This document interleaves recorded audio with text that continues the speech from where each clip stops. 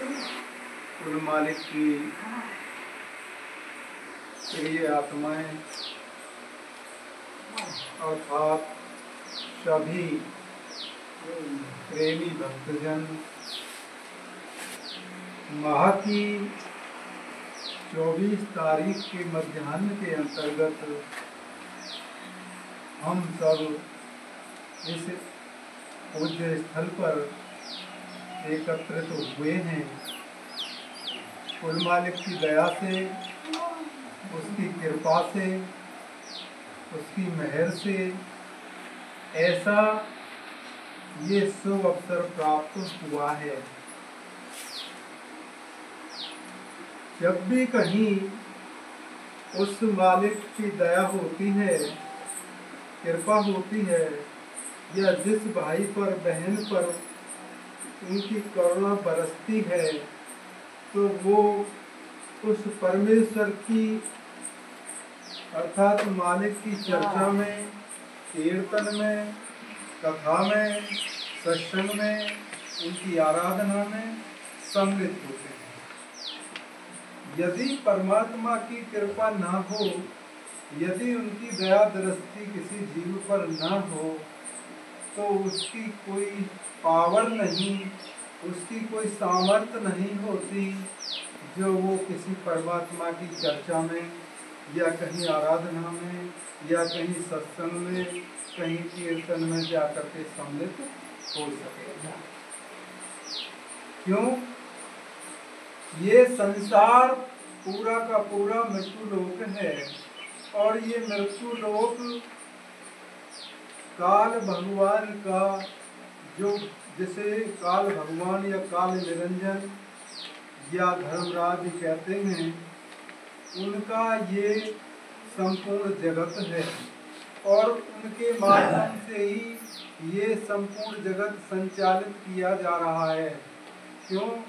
कि उन्होंने कुल मालिक की भक्ति करके, उसकी तपस्या करके, हमारे इतिहास में बताया जाता है कि 70 युग की तपस्या करने के उपरांत काल भगवान ने इस सृष्टि को प्राप्त किया था, और प्राप्त करने के पश्चात उन्होंने इसको प्रकट तो कर लिया था, लेकिन उसमें न कोई मनुष्य का शरीर निर्मित कर दिया, पशुओं का शरीर निर्मित कर दिया, पक्षियों का कर दिया, जीव का कर दिया, जंतुओं का कर दिया, वृक्षों का कर दिया, सब कुछ हो गया, परंतु उसको संचालित करने की सामर्थ्य उस निरंजन भगवान के पास में नहीं थी। जिसे सुरत कहते हैं, जिसे आत्मा कहते हैं, जिसे पावर कहते हैं, जिसे ज्योति कहते हैं, वो पावर उसमें नहीं थी। जब उस पुतलाओं में वो शक्ति उन पर नहीं डाली जा सकी, तो प्यारे सज्जनों क्या हुआ? वो कोई भी क्रिया न हो सकी, कोई भी पुतला हिल नहीं सका, चल नहीं सका। क्यों? कि जब तक बिजली नहीं होती है तब तक कोई भी मोटर नहीं चलती है। जब शरीर के अंदर रूह होती है, आत्मा होती है, जिसे चेतन कहा जाता है, जिसे प्रकाश भी कहा जाता है, जो परमात्मा की उस सागर की एक बूंद होती है, जब ये आत्मा इस शरीर में होती है तो शरीर चलता है, फिरता है, हंसता है, बोलता है, खाता है, पीता है, सोता है, संपूर्ण क्रियाएं इससे होती रहती हैं।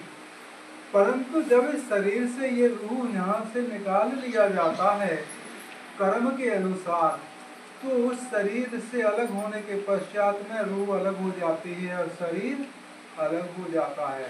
उसको समाज के अंदर क्या कहते हैं? मृत्यु कहते हैं, उसे मौत कहते हैं।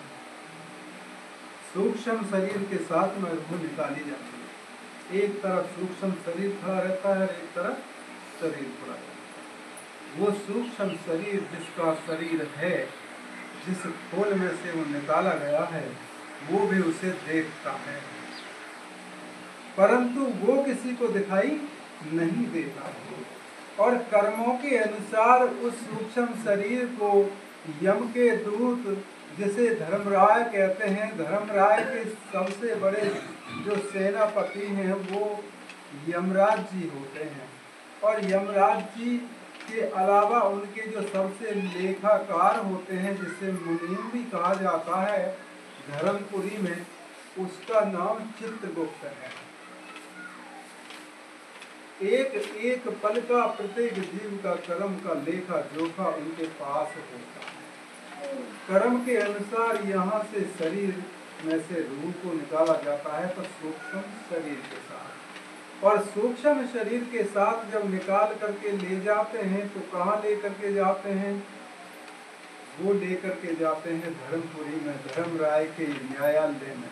वहाँ ले जाकर खड़ा कर दिया जाता है और चित्रगुप्त को आदेश करते हैं कि इसकी बही खाता खोलो, क्योंकि उस बही खाता में, उस दाता के घर में, उस दरबार में सबका खाता है, सब जीवों का खाता होता है। तो उसमें जाकर के चित्रगुप्त वो अपना रजिस्टर खोलते हैं। खोलने के बाद में उसका जो खाता है वो निकाला जाता है। खाता निकालने के बाद में बता दिया जाता है इतने शुभ कर्म किए हैं जीवन पर्यंत, इतने पाप कर्म किए हैं जीवन पर्यंत, इतने पुण्य किए हैं, इतने दीन दुखियों की सेवा की है, इतने समय भजन किया है, इतने समय सत्संग किया है, और यदि ये कुछ भी नहीं किया है कि इतने बड़े पाप किए हैं, इसलिए इसका एक ही केवल जीवन में पुण्य है। न कभी सत्संग गया है, न कभी भजन किया है, न कभी कोई तपस्या में लगा है, न कभी पूजा पाठ किया है। तो ऐसे देख करके अब वो निर्णय करते हैं। उस निर्णय के अनुसार उस सूक्ष्म शरीर को धर्मराय के जो दूत होते हैं, वो यदि उसके कर्म नरक लोक के होते हैं तो उसे नरक कुंड में ले जाकर डाल दिया जाता है। यदि उसके कर्म स्वर्ग के होते हैं तो उसको स्वर्ग में ले जाकर डाल दिया जाता है। यदि उसके कर्म 84 लाख के होते हैं तो उसे वापस 84 लाख में पशु पक्षियों जीव जंतु में इनमें भेज दिया जाता है, और यहाँ आकर के वो फिर जंजीरों में बंध जाता है। उसे ज्ञात नहीं है, वो तो यहाँ से मनुष्य का शरीर त्याग करके गया था, लेकिन वहाँ आकर के पशु के शरीर में जाकर के जंजीर में बंध रहा है। इसीलिए तो संत पुरुष महात्मा लोग इस संसार के जीवों को, इस संसार के भोले मानव को समझाते हैं और उस ध्रुता उसका भेद बताते हैं कि तुम्हारा निज घर ये नहीं, तुम्हारा निज गांव ये नहीं, तुम्हारा ये देश तुम्हारा देश नहीं है, तुम दूसरे देश के रहने वाले हो, तुम यहाँ आए हो